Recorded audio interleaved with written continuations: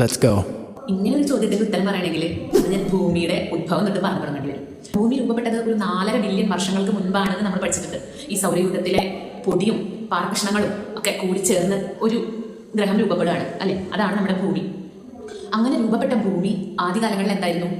ഒരു ചൂടുള്ള ഒരു ഗ്രഹം അല്ലെങ്കിൽ ചൂടുള്ള ഒരു ലോഹം, ഒരു പാറ, അങ്ങനെയായിരുന്നു നമ്മുടെ ഭൂമി ഉണ്ടായിരുന്നത്. അതിനുശേഷം ആണ് ഭൂമി തണുക്കാൻ തുടങ്ങിയത്. എങ്ങനെയാണ്?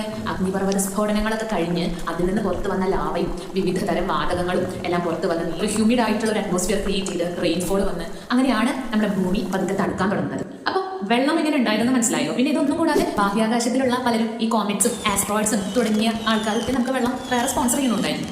അപ്പോൾ വെള്ളം ഉണ്ടായത് അവിടെ നിൽക്കട്ടെ. എന്തുകൊണ്ടാണ് കര കുറവും കടൽ കൂടുതലും അല്ലെങ്കിൽ വെള്ളം കൂടുതലും എന്നുള്ളൊരു ഭാഗത്തിലേക്ക് നമ്മൾ കിടക്കണമെങ്കിൽ ഭൂമിയുടെ ഘടനയെ പറ്റിയിട്ട് പഠിക്കണം.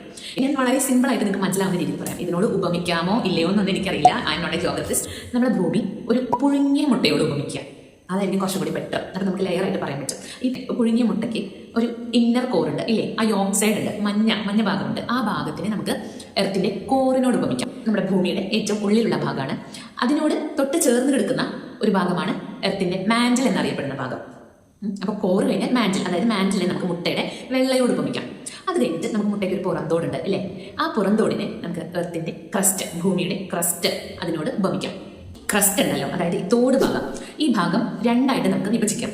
ഒന്ന് ഖണ്ഡത്തോട് അഥവാ കോണ്ടിനെന്റൽ ക്രസ്റ്റ്, രണ്ടാമത്തേത് സമുദ്രത്തോട് അഥവാ ഓഷ്യനിക് ക്രസ്റ്റ്. ഈ ഖണ്ഡത്തോട് അഥവാ കോണ്ടിനെന്റൽ ക്രസ്റ്റ് ഉണ്ടല്ലോ, അവർ പൊതുവെ ഭാരം കുറഞ്ഞവരും നമ്മുടെ ഈ ഗ്രാനൈറ്റ് പോലുള്ള പാറകൾ കൊണ്ട് നിർമ്മിച്ചതുമായിരിക്കും. അപ്പോൾ അവർക്ക് സ്വാഭാവികമായിട്ടും ഭാരം കുറവാണ്. രണ്ടാമത്തെ കാറ്റഗറിയിൽ വരുന്ന ആൾക്കാരുണ്ടല്ലോ, നമ്മുടെ സമുദ്രത്തോട് അഥവാ ഓഷ്യനിക് ക്രസ്റ്റ്, അവർ കുറച്ച് ഭാരമൊക്കെ കൂടുതലുള്ള കൂട്ടത്തിലാണ്. ഈ രണ്ട് ക്രസ്റ്റുകളും മാൻഡിലോട്ട് വരുമ്പോൾ, എർത്തിന്റെ മാൻഡിലോട്ട് വരുമ്പോൾ എന്താണ് സംഭവിക്കുന്നത്? സ്വാഭാവികമായിട്ടും നമുക്കറിയാം, ഭാരം കൂടുതലുള്ള ആളുകൾ കുറച്ചുകൂടെ താഴോട്ട് പോകും, ഭാരം കുറഞ്ഞ ആളുകൾ കുറച്ച് മുകളിലായിട്ട് നിൽക്കും അല്ലെ. ഈ ഖണ്ഡത്തോട് അഥവാ കോണ്ടിനെന്റൽ ക്രസ്റ്റിന് ഭാരം കുറവായതിനാൽ അവർ മാൻഡിലിൽ പൊങ്ങിയിട്ട് അവിടെ ഭൂഖണ്ഡങ്ങളെ സൃഷ്ടിക്കുകയാണ് ഉണ്ടായത്.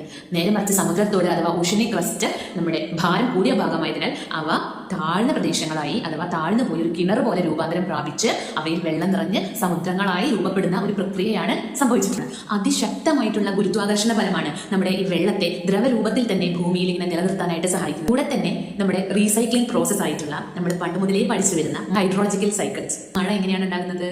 സമുദ്രത്തിൽ നിന്ന് വെള്ളം നീരാവിയായി മേഘങ്ങൾ രൂപപ്പെട്ട് അതിൽ നിന്ന് വീണ്ടും മഴ ഉണ്ടായി, വെള്ളമുണ്ടായി, വീണ്ടും സമുദ്രത്തിലേക്ക് എത്തി. അങ്ങനെ ഒരു റീസൈക്ലിംഗ് പ്രോസസ്സും കൂടി ഇങ്ങനെ നടന്നുകൊണ്ടിരിക്കുന്നത് കൊണ്ട് നമ്മുടെ ഭൂമിയിൽ എന്താണ് ഏറ്റവും കൂടുതൽ വെള്ളമാണ്.